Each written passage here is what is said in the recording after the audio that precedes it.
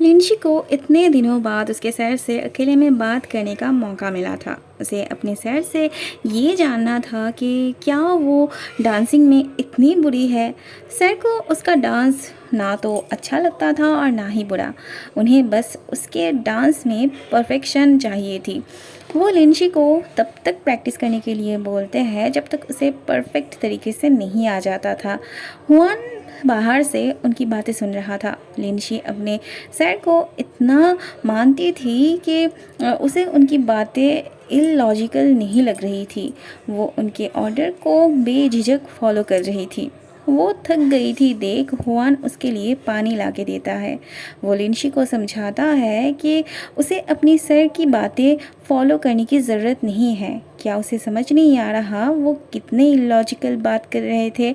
लिंशी को अपने सर के बारे में कुछ भी उल्टा सीधा नहीं सुनना था। वो तो हुआन पे ही गुस्सा करने लगती है। वहाँ दूसरे ग्रुप की ड्रामा शुरू हो जाती है और वो बहुत अच्छा कर रहे होते हैं, जिसे देख शाओ का मुंह उतर जाता है। उसे इन दोनों पे बहुत ज़्यादा गुस्सा आ रहा था। उसने कभी नहीं सोचा था जिंग उसे कभी डिसअपॉइंट कर सकता है। जिंग के बारे में उसे उतनी उम्मीद नहीं थी, फिर भी उसे बहुत गुस्सा आ रहा था। ये दोनों टीचर से बात करने जाना चाहते हैं, दोबारा उन्हें चांस देने के लिए, पर शाओ को ना तो उनकी बातें सुननी थी और ना ही वो उनसे बात करना चाहती थी।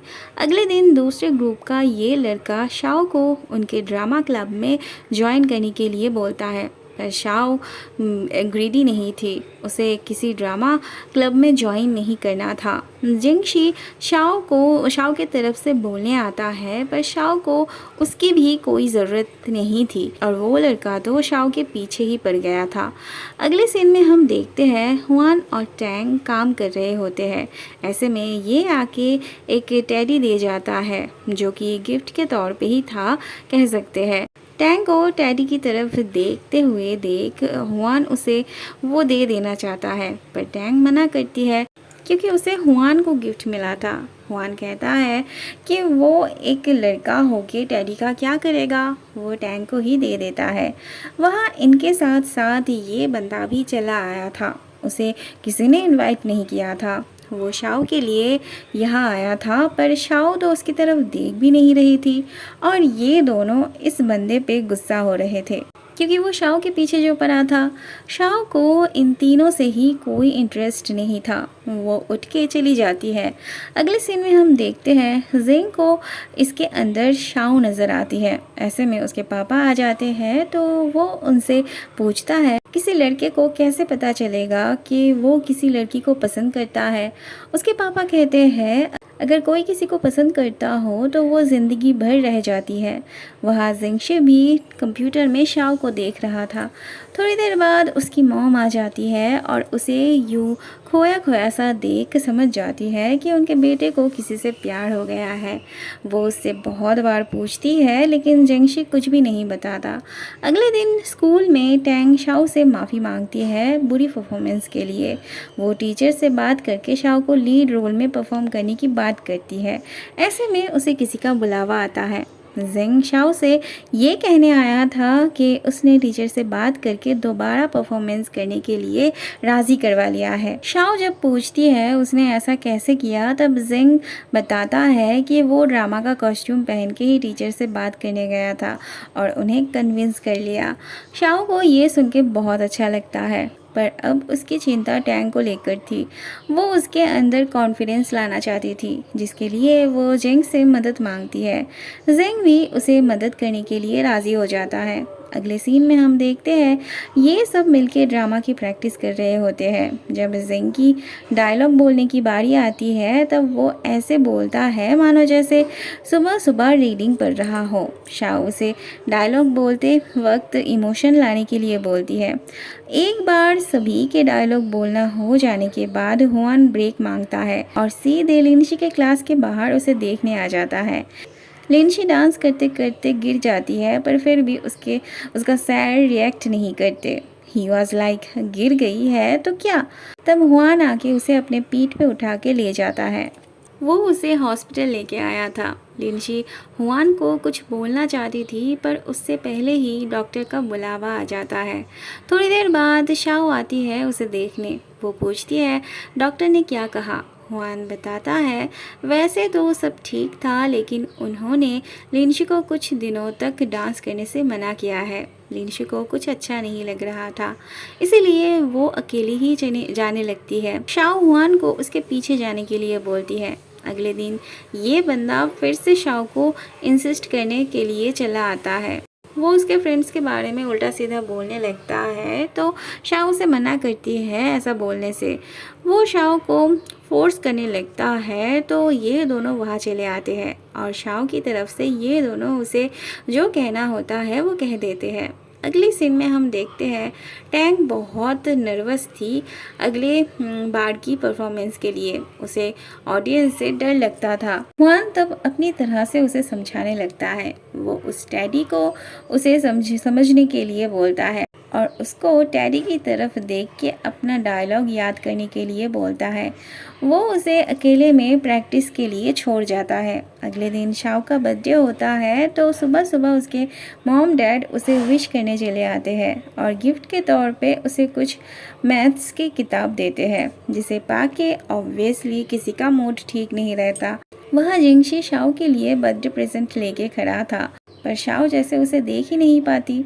उसका मूड इतना बिगड़ा हुआ था कि कुछ भी अच्छा नहीं लग रहा था उसे। जिंगशी खुद ही उससे बात करता है। शाओ को जिंगशी से कोई एक्सपेक्टेशन नहीं थी गिफ्ट्स को लेके। जिंगशी उसे उसका पसंदीदा गिफ्ट देता मगर उससे पहले ही जिंग चला आता है और वो दे नहीं पाता। अगले सीन में हम देखते हैं फाइनल राउंड में लिनशी परफॉर्मेंस नहीं कर पाती। बेचारी का मूड खराब हो रखा था। हुआन उससे कंफर्ट करता लेकिन उसे भी परफॉर्मेंस के लिए जाना था। आज ये तीनों बहुत अच्छे एक्ट करते हैं पर जब टैंग की बारी आती है गाना गाने की तब वो फिर से नर्वस हो जाती है। लेकिन बाद में उसकी नज़र उस टैडी पर पड़ते ही उसके अंदर हिम्मत आ जाती है और वो भी बहुत अच्छा परफॉर्मेंस करती है। शाओ बहुत खुश थी।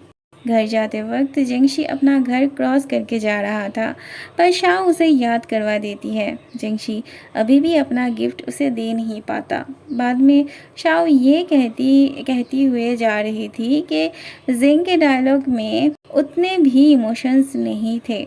तब जिंग पूरे इमोशंस के साथ अपना डायलॉग बोलने लगता है। शाओ को एक पल के लिए लगता है जिंग वो सब उससे बोल रहा था।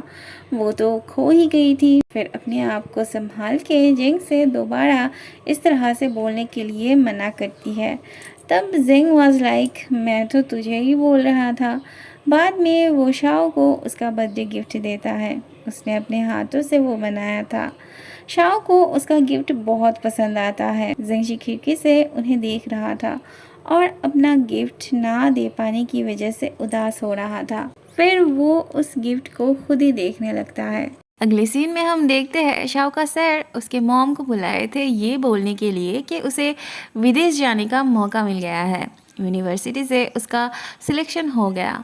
ये सुन के शाओ की मॉम की मुंह उतर जाती है। वो नहीं चाहती थी उनकी बेटी उनसे इतनी दूर जाए। वो शाओ को लोकल यूनिवर्सिटी से ही पढ़ाना चाहती थी। शाओ के पापा को शाओ के विदेश जाके पढ़ने से कोई प्रॉब्लम नहीं थी। बाद में शाओ की मॉम जब उसे विदेश जाके पढ़ने से मना करती है तब शाओ का दिमाग ख़राब हो जाता है। ना तो शाओ अपनी मॉम के दर्द को समझ रही थी और ना ही शाओ की मॉम शाओ के दिल को समझ रही थी। वहाँ जिंगशी शाओ के घर जाने के लिए निकल रहा था पर जिंग को देख वो रुक जाता है। जिंग भी शाओ के घर जा रहा था इसीलिए जिंगशी शाओ के लिए जो गिफ्ट लिया था वो आज भी उसे दे नहीं पाता। जब से शाओ ने सुना था कि उसकी मॉम उसे विदेश जाके पढ़ने नहीं देना चाहती है तब से उसने कुछ भी नहीं खाया था। इसीलिए जिंग आया था उसे खाना खिलाने के लिए। जिंग बस वेजिटेबल्स खाना लेके जा रहा था तो शाओ की मॉम उस खाने के ऊपर थोड़ा सा मीट भी डाल देती है, भर भर के मीट डाल देती है। जिंग के पीछे पीछे शाओ के मॉम डैड भी देख रहे थे कि जिंग को शाओ घर के अंदर जाने देती है या नहीं। और वहाँ शाओ पहले ही जान लेती है कि उसके मॉम डैड कहीं दरवाजे के बाहर तो नहीं है ना। शाओ थोड़ा सा दरवाज़ा खोल के ज़ेंग के हाथों खाना देख के कहती है खाना वो बाहर छोड़ के आ जाए। फिर शाओ की मॉम गुस्से से कहती है हाँ हाँ उसे नहीं खाना है तो मत खाए, वो भी केयर नहीं करती। अंदर आके ज़ेंग जब शाओ की मॉम के तरफ से बात करने जाता है तब शाओ पहले ही कह देती है कि अगर उसे उसके मॉम की तरफ से बात करना है तो वो बाहर जा सकता है।